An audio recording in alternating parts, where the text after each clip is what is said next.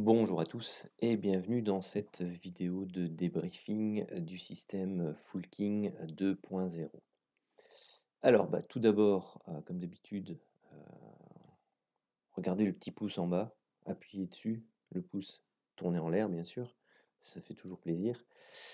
Abonnez-vous à la chaîne si ce n'est pas encore fait, activez la notification pour être prévenu des différentes vidéos qui sortiront sur la chaîne, que ce soit des vidéos d'analyse, des vidéos éducatives ou des vidéos comme celle-ci où on débrief, où on fait du trading live parfois sur le Dow Jones avec le système Full King. Alors, ici à gauche, vous avez mon graphique cadre, donc c'est le Dow Jones en 2500 ticks. Je vous l'ai remis tel qu'il était lorsque j'ai commencé ma journée de trading vendredi. Donc, c'est-à-dire avec une zone haute ici encadrée en orange et une zone un peu plus lointaine qui est ici en bleu.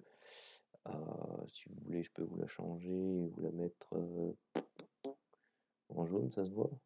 Ouais, ça se voit mieux. Et mettre celle-ci éventuellement aussi en jaune, puisque jaune c'est une couleur qui n'est pas sur mon graphique. Voilà.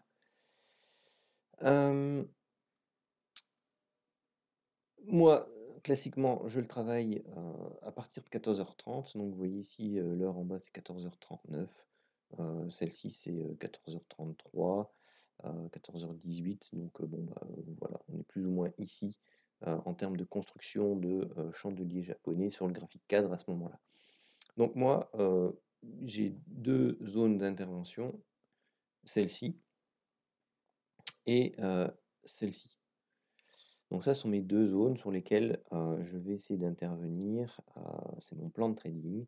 Je vois que j'ai ma médiane à long terme qui est baissière, là, tout doucement, qui rejoint la zone chartiste, la ligne, l'enveloppe haute court terme, qui est légèrement ascendante ici, et l'enveloppe haute moyen terme. Donc cette zone-là des 35 320, 35 380 est pour moi une zone intéressante pour tenter les ventes et la zone ici des 35 120, 35 140 et enfin même un peu plus hein, parce que vous voyez ici on a les trois enveloppes qui se combinent jusqu'au 165. C'est une zone intéressante pour les achats. Alors, 14h30 à l'open, on est là, donc on est ici au milieu de nulle part au niveau du graphique Renko. Donc il faut attendre, hein, tout simplement. Donc qu'est-ce qui se produit? On arrive ici dans la zone basse, de l'enveloppe basse du Renko. On se trouve dans ce chandelier-là, au niveau du graphique cadre. Donc celui-ci au plus bas ira jusque 147, donc il pénètre la zone effectivement qui nous intéresse. Donc on va voir ce qui se produit. Donc il y va. On a un setup de divergence ici entre ce point bas là et ce point bas là. Et donc bon là c'est un setup visuel, hein, il n'a pas été indiqué par l'indicateur, il ne les donne pas tous pour rappel, mais une très grande partie. Donc là, il y avait possibilité d'entrer et vous voyez, ça a donné les 2 TP. Donc premier TP ici au niveau des 215 pour 40 points et ensuite ici au niveau de cette zone-là, qui est une zone intéressante, l'ancien plus haut au niveau du Renko, dans la partie haute de l'enveloppe bleue, donc plus ou moins 275. Si vous vous arrêtez ici, c'est 265, donc c'est entre 90 et 100 points. Alors, les 275, on va voir, parce qu'on a su prendre la borne basse, rien ne vous empêche d'aller rechercher les 340, hein. Donc de laisser une partie, si c'est votre objectif, par exemple, vous pouvez prendre 30% ici, 30% là, et enfin, ou 35 et laisser courir 30, ou 50, 30 et laisser courir 20, enfin bref, vous décomposez comme vous voulez, mais c'est une possibilité.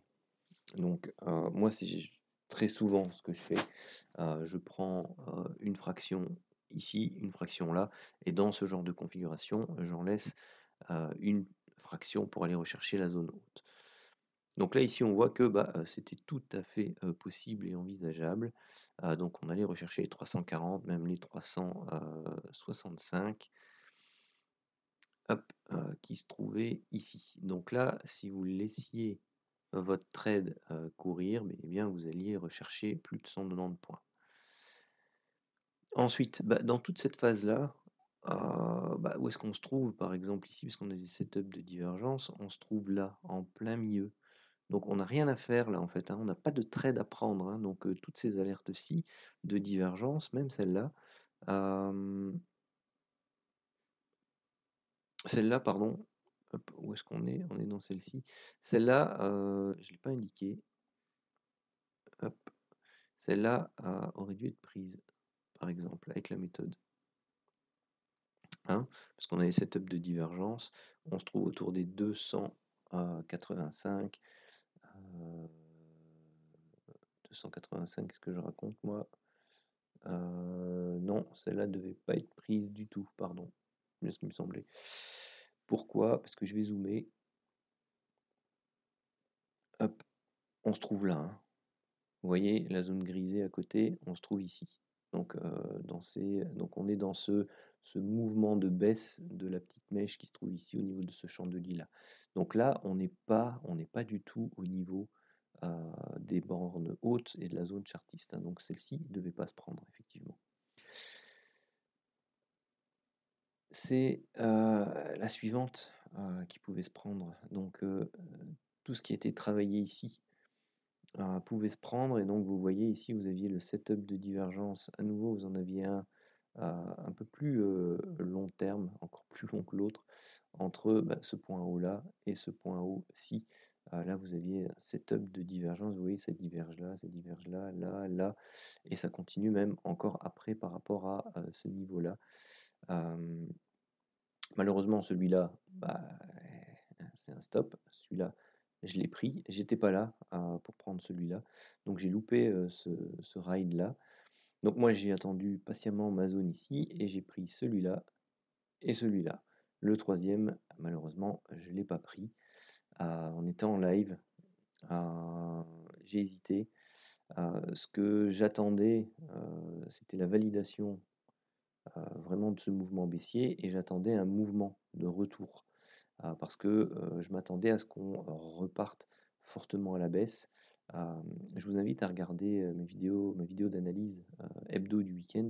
Je vous montre la figure chartiste, enfin la figure Elliott que je travaillais en tant que plan de cadrage. Et donc je m'attendais à un retour, après avoir franchi cette zone-là, de nouveau un retour sur la borne basse et un nouveau plus bas. Donc ça, c'était mon plan. Ici, bon, bah, c'est parti sans moi. Ce que j'attendais, c'est d'avoir un retracement intéressant pour pouvoir rentrer dedans à la vente, plus ou moins, quelque part dans cette zone-là. J'attendais pas forcément qu'on revienne sur la borne haute, mais au moins qu'on revienne tester cette zone-là, ici. Donc j'attendais un retracement un peu plus important. Si je vous mets par exemple le retracement, les retracements Fibo ici sur, vous voyez, on n'est même pas venu rechercher 50%.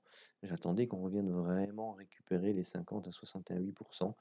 Bah, malheureusement pour moi, ça n'a pas eu lieu, c'est reparti direct, donc j'ai pas pu entrer et profiter de ce mouvement baissier là. Il a eu lieu à quel endroit? Il a eu lieu ici tout en haut. Alors, celui-là a été pris. Pourquoi? Parce qu'on était ici, donc vous voyez, pile poil dans la zone, parfait, avec la médiane baissière, tout ce que j'expliquais au début. Celui-ci a été pris là. Donc on venait juste de casser la médiane, mais bon, on était encore dans une zone possible, intéressante de vente, parce qu'on n'était pas trop éloigné. Et ensuite, bah, celui-là a eu lieu dans ce doji-là. Alors le problème, c'est que là, on a fait un chandelier qui est parti très haut. Donc il est parti à 420. On avait une médiane à 370, donc il y avait plus de 50 points d'écart. Donc pour moi, bah, on partait. Tant qu'on ne recassait pas la médiane ici, donc c'est ce que j'avais expliqué, je prends plus de vente. J'attends qu'on recasse, qu'on fasse un pullback et qu'on revienne. D'ailleurs ici, je m'attendais, donc dans cette zone-là, j'attendais qu'on revienne tester la médiane long terme, ce qu'on n'a pas fait non plus. Donc c'était vraiment la zone intéressante, le haut de la bande chartiste, le bas du doji ici, qui avait donné naissance au mouvement, la médiane long terme, le bord de l'enveloppe ici, donc c'était vraiment les 370, 375. C'est vraiment ça que j'attendais pour pouvoir rentrer dedans en short. Euh, donc on n'est pas venu. Donc pour moi, celui-ci était trop éloigné, donc je ne l'ai pas pris et j'ai voulu attendre délibérément euh, cette information en plus qui a été trop courte. Donc voilà. Donc pour ceux qui le prenaient, bon, lundi, j'ai eu 2 stops, j'ai quand même pris le troisième, c'était bon. Mardi, j'ai eu 2 stops, j'ai quand même pris le troisième, c'était bon. Et ici, vendredi, j'ai eu 2 stops et je me suis dit: «Non, je vais pas prendre le troisième pour les raisons que je vous expliquais». Ben j'aurais dû. Voilà, tout simplement. Faut savoir qu'ici, donc, on est autour des 390, donc 390, quand il y arrive, il est là. Donc vous voyez, il y a quand même une grosse mèche déjà, et vous avez au moins la figure en marteau inversé qui se dessine. De plus, quand vous regardez la fin de la partie grisée, bah, c'est quasi la fin de ce chandelier-là. Donc, sincèrement, c'est 50-50. C'est-à-dire que si vous l'avez pris, vous avez pas mal fait. Si vous l'avez pas pris, bah, vous avez pas mal fait non plus. Bon, après, moi j'ai gardé mes pertes, du coup. Ceux qui l'ont pris, bah, se rembourser facilement les 2 pertes précédentes, rien que quasi sur le premier mouvement. Hein, vous voyez, si on est 75, là on est 65. Pour ceux qui visent l'objectif 2, bah voilà, c'est 120. C'était 185. Donc vous aviez 100 points de gain sur ces 3 mouvements. La journée elle est faite avec 100 points. Pareil, ceux qui ont pris ceux-là, 140 points, 120 points, la journée est faite, pas besoin de travailler tout ça non plus. Bah, ensuite, bon, on va voir ce qui se passe hein. Ici. Bon, pas de setup de divergence. Et où on se trouve? Bah, on se trouve pile poil ici en plein milieu de notre zone de range. Alors ici, ce que j'ai fait à ce moment-là,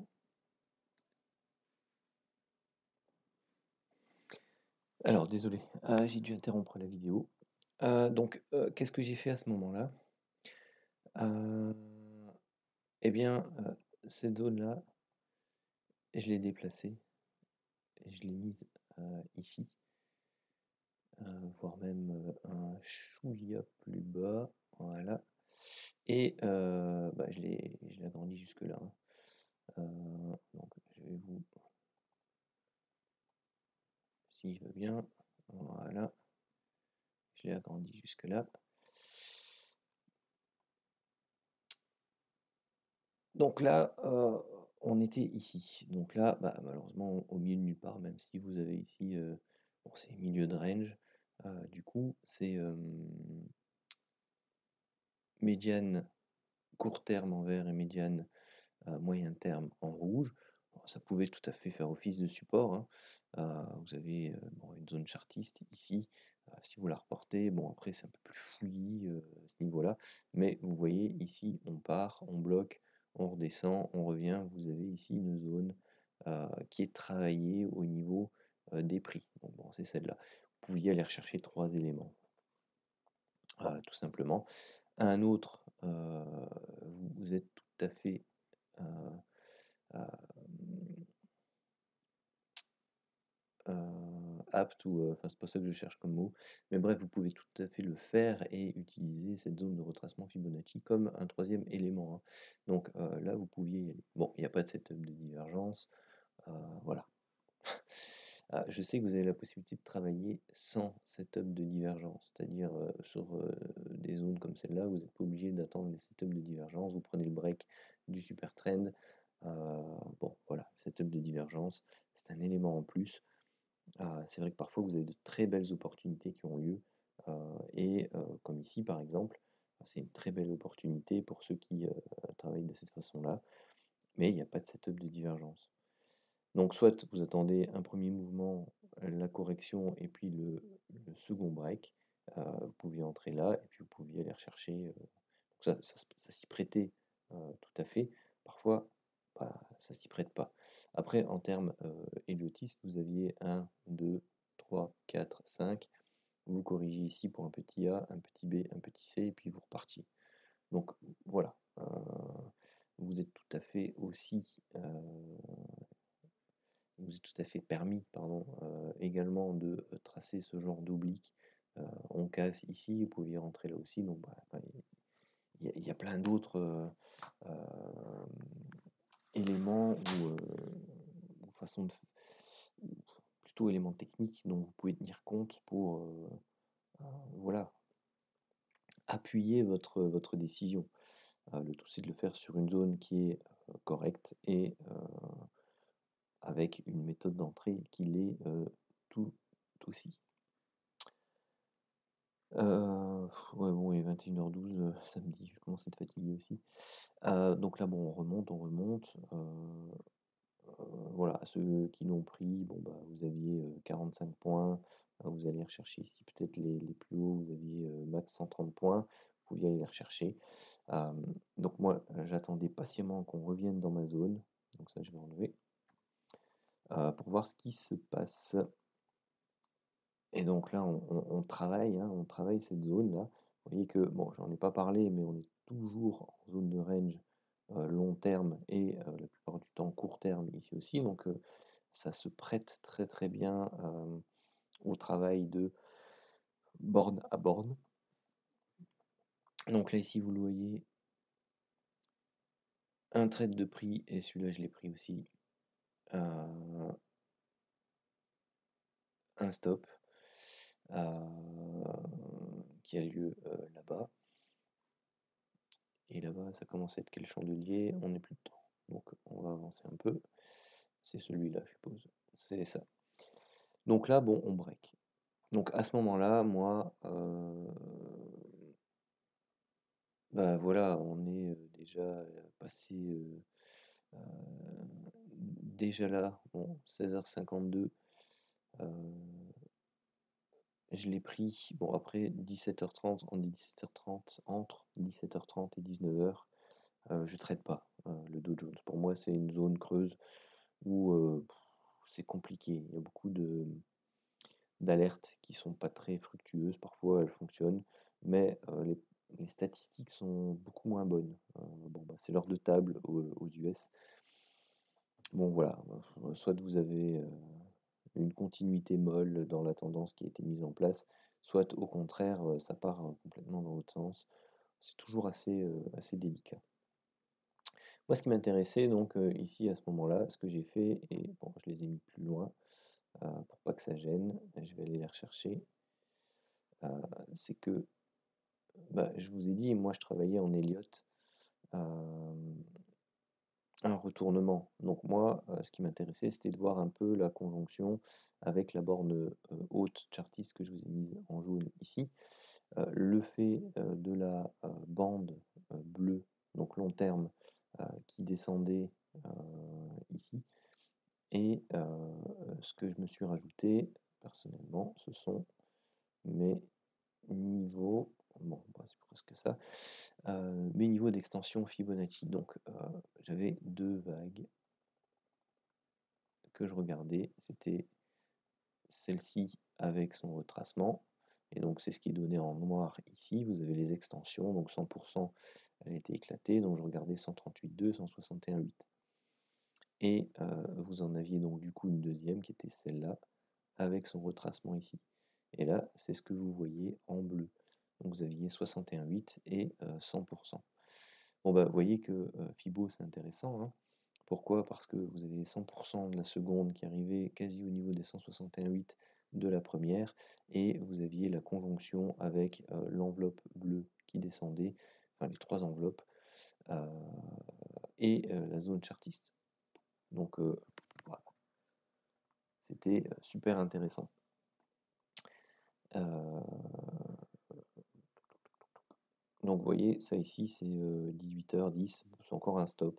Perso, moi je traite pas là, donc je vous conseille de ne pas le faire non plus. J'ai presque tendance de supprimer celle-là en disant c'est interdit de trader entre 15h30, entre 17h30 et 19h.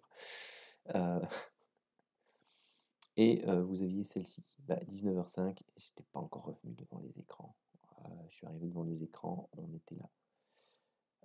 Donc là, rebelote, comme pour ce mouvement-là.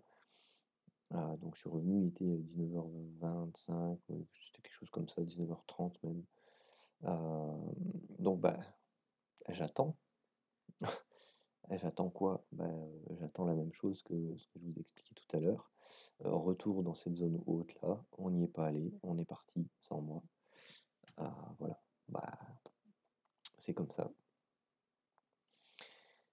Alors personnellement ici, je vais vous la montrer, mais vous la voyez dans la vidéo hebdo. Ça, c'est ma figure en A, B, C. C'est celle que j'ai essayé de travailler, donc on était là. Donc on a ouvert là. Je m'attendais pas à ce qu'on remonte aussi haut pour une vague 4, donc je l'explique dans la vidéo hebdo, allez la voir. Et donc j'ai été aussi un peu perturbé par ça, parce que je me suis dit, bon ok, j'ai mal fait mon décompte ici dedans, où on a tout simplement fait une ABC, c'est possible.